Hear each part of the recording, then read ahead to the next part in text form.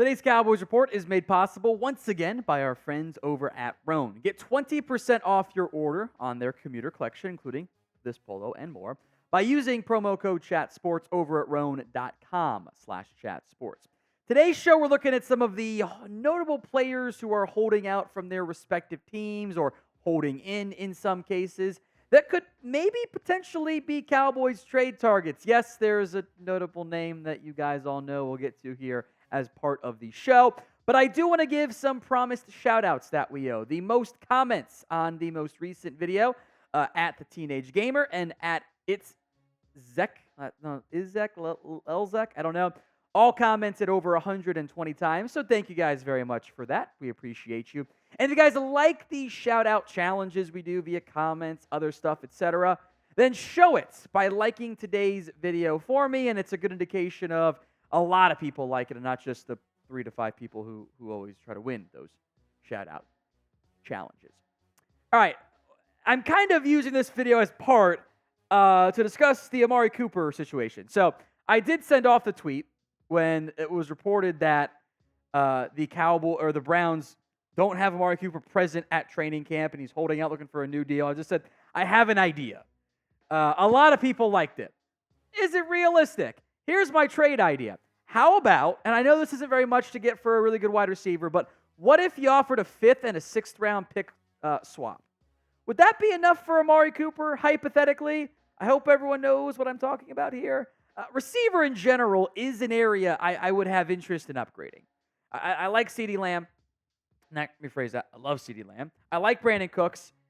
Jalen Tolbert, Turpin, Jalen Brooks, Ryan Flournoy, who we mentioned earlier today. Some intrigue there, but none of them are as good as Amari Cooper. And I would hope this organization has learned enough to say, yeah, we messed up trading away Amari Cooper, and kind of tearing down his value, saying how mad we were at him, blah, blah, blah, on his way out, and getting back next nothing for him in the trade, the exact same trade that I proposed to the Browns because I thought it was funny. He's been really good in Cleveland. Been a 1,000-yard receiver, again, despite inconsistent quarterback play. Made some big plays last year for Cleveland, and is looking for a new deal. Now, I think his deal was going to pay him at minimum $20 million. Most of the high-paid receivers in front of him are younger. So I don't know how much more that money ends up being. There are three things, I guess, that have major issues here. So, to be clear, don't get tropes up. It's a fun hypothetical, and we all miss Amari Cooper, etc. Number one, I don't know why the Browns would trade him. Then again, I thought the Cowboys were dumb, but whatever. They don't have a number one receiver. It would be Jerry Jeudy and Elijah Moore. Seems unlikely to me. Number two, I don't know if the Cowboys would be willing to publicly admit, hey, they screwed up. Even though Amari still lives in Dallas, by the way, which feels like it's worth mentioning. And he apparently doesn't plan on moving out until he retires. He's going to keep training in the area. And also, Dallas isn't going to pay him. Come on. Dallas has refused to spend money on anybody. They are not going to drop, what would likely approach $60 million per year on 2 receivers. It's just not going to happen. As much as I would like it to happen, because I think it'd help out your team in a pretty big way. So do you miss Amari Cooper? Y for yes, N for no. It is the pinned comment on this video, so if an ad comes, take advantage. Head down there and go vote. Courtland Sutton has been a popular idea suggested pitched out there, the Broncos wide receiver. Issues here. A, he's looking for a new contract. 2, wants a bit of a pay raise. Doesn't appear to be asking for that much, but his play hasn't been that great. He's been under 830 yards each of the last, I'll say 3 seasons, because I feel like including 2020 isn't really fair. Hasn't really lived up to the expectations I think that were assigned to him. Most importantly, I'd be shocked if Denver traded him. I know he's looking for a new deal and showed up to minicamp for missing OTAs, so it's kind of a half holdout, I guess. But they're not going to make Marvin Mims, Josh Reynolds, and Troy Franklin their receiving core as they try to make Bo Nix a thing. I think the proper trade value right now for Courtland Sutton, by the way, probably a 4th-round pick. Now, if Denver's bad at the deadline, maybe that one could be reconsidered, but I'd be pretty surprised with where Denver is at and their receiving core is at if they'd flip him for really anything that's not a big player as part of a larger deal. As mentioned, today's show is made possible by Roan. Maybe you don't like the way your current clothes fit you. Maybe you don't like the way they fit, or they require machine washing, whatever. Or laundromat, excuse me. Roan takes care of that. The Commuter Collection is the most comfortable, breathable, and truly versatile set of products known to man. They've got something for every occasion. We've got pants, dress shirts, quarter zips, polos, even blazers now as well. And their 4-way signature stretch fabric is breathable, flexible, and works everywhere from your commute to the work home, or commute home to work, whether at home or at the office. Drinks, golf course afterward, Roan's got you covered. Get 20% off your order by going to roan.com/chatsports and using code chatsports. That's 20% off your entire order when you go to RHONE.com/chatsports and use code chatsports. Find your corner office comfort today with Roan and upgrade your closet in the process. Links in the comments section and the description of today's show. Now, as much as I miss and regret the Cowboys' decision-making process with Amari Cooper, there is no better, and I will say it's a pipe dream, there's no better pipe dream trade target out there than Tristan Wirfs. And this is before and after the trade for the draft pick of Tyler Guyton. Tristan Wirfs is one of the best offensive tackles in football. He has played both the right side and the left side. Didn't get beat that much in pass protection. Sacks a bit high. Oftentimes that becomes a quarterback issue. He's a really good run blocker. He would instantly become your best tackle by a massive margin. And you even have options here with Wirfs. You're obviously going to start Guyton somewhere. You could put Guyton on the left side and put Wirfs back on the right side where he played before the 2023 position change. Or keep Wirfs on the left side and put Guyton back where he played in college. And you've got bookend tackles in theory, and you're probably going to say, bye, Terence. See you later. Whatever. Now, the issue here, and it'd be a big issue for Dallas, you got to pay Tristan Wirfs big money. He's going to get more than Penei Sewell. And I think in the end, Tampa does end up paying him. It's noteworthy that he held out. He showed up. He's basically holding in for minicamp. He's present, but he's not doing anything to avoid the fines. Tampa's paid a lot of guys, Antoine Winfield, Mike Evans. They got Chris Godwin under contract. They paid Baker Mayfield this offseason. Tristan Wirfs going to beat Penei Sewell because he's just as good. And he's a very talented, all-pro caliber offensive lineman.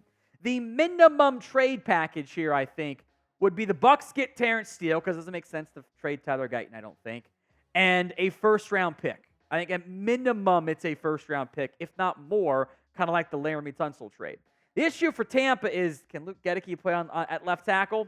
I have my doubts there. Also, the Bucs don't have a good backup for Wirfs. Justin School? Come on. Brandon Walton? No. So I would love Tristan Wirfs, because at that you have solidified your left tackle spot or your right tackle spot, whatever. You've solidified your tackle spot, one of them, for a decade. Yeah, you got to pay him. Who cares? He's a superstar player, right? There's like 5 offensive tackles his age that are in the conversation at most. He is that good. So name a player, pipe dream or not, who you want to trade for. Go ahead and sound off for me in the comment section of today's show. Now, Steelers defensive tackle Cam Heyward did report for OTAs, was there at minicamp, has spoken, etc. The one asterisk here for Heyward is he hasn't closed the door to potentially holding in at training camp. He kind of said, we'll see. He's looking for a new deal. And Pittsburgh, I actually kind of think understandably so, is a little bit hesitant to do this. Heyward did miss some time last year for the first time in a long time, only played it in 11 games. His production really fell off this past season. And it is worth mentioning, he's now 35 years old. So that's a very old, aging player, and I don't really know what the contract he's looking for looks like. This is all a bunch of young guys, right? Everyone on this list, outside of Chris Jones, who I think is in his own special category, basically, is on their second contract, basically, or winding down their second contract. Hargrave, I guess, is on his third, so that one kind of asterisk as well. I put him on here not because I think Pittsburgh trades. I don't think he means too much to the organization. And Dallas wouldn't want to pay him with the age and the cost involved there.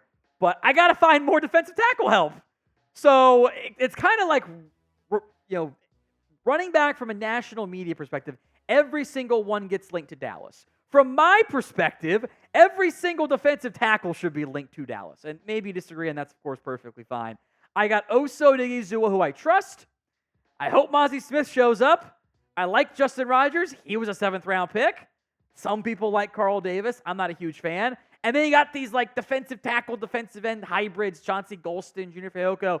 Marshawn Elam can kick in there in emergency, but I don't want him to be a full-time DT. So I like it, but it's just it's not a good group. What do you think is the biggest need for the Dallas Cowboys right now? Go ahead and sound off in the comments section. Next up is Haason Reddick. And I put him on here in part because this one's just kind of weird. This is kind of a weird situation going on with Haason Reddick. He was really good last year in Philadelphia. In fact, he has been good every single year he's been in the NFL since he got to become a full-time pass rusher. He is undersized. He gets sacks. He gets pressures. He even gets some TFLs there. He's a good football player. Now, what happened was this offseason, Haason Reddick says, I want to be traded, or I want a new contract. Eagles said, we'll see. They end up signing Bryce Huff away from the Jets and then sending Reddick back to New York. Eagles got a 2026 third-round pick that becomes a second if he gets 10-plus sacks and has a 67.5% snap count. The issue here, Reddick has not shown up to the Jets yet. He has not reported. Allegedly, he and the Jets had agreed, okay, there will be no new deal. At some point, he changed his mind and has spoken to Robert Saleh like one time. Super weird. Very unusual. Now, it is also extremely unusual for a player to be traded, a notable one, and then be cut in that same timeline. The last time I can recall that one happening was the Antonio Brown saga. In February, it's the end of his time in Pittsburgh, and maybe Mike Tomlin's best job ever as a coach to keep Antonio Brown not as a crazy person. Was going to go to the Bills in March. That trade falls through, gets flipped to the Raiders, has the super weird frostbite incident in July, is holding out in August because of an NFL-mandated rule about his helmet, and then gets cut by the Raiders and celebrates as he was, which was just chaos, and then eventually flamed out in Tampa as he skipped off the field. I think it was actually against the Jets, by the way, now that I think about it. And then pieces out and now is running CT, ESPN, and it's all kinds of chaos there. I actually don't think edge is a huge need for Dallas, but if you're going to play Fehoko at on the inside at DT, Micah, Tank Lawrence, Sam Williams, Marshawn Elam, it's a noteworthy player. I'm also curious just how much money he wants. There's a lot of good edge rushers getting paid. Does he want the $22 million a year? Does he want $20 million a year? Is he asking for $25? It's just kind of unusual. So when the Cowboys make any moves, we will have a video for you. Hit that sub button right now. One bonus before we go. What I would do, and I think this is actually very realistic, I would simply trade CeeDee Lamb's old contract for a brand new one, and I'd pay him and make him happy and get him back in the fold in time for training camp. I know it's a crazy idea, but I think it just might work.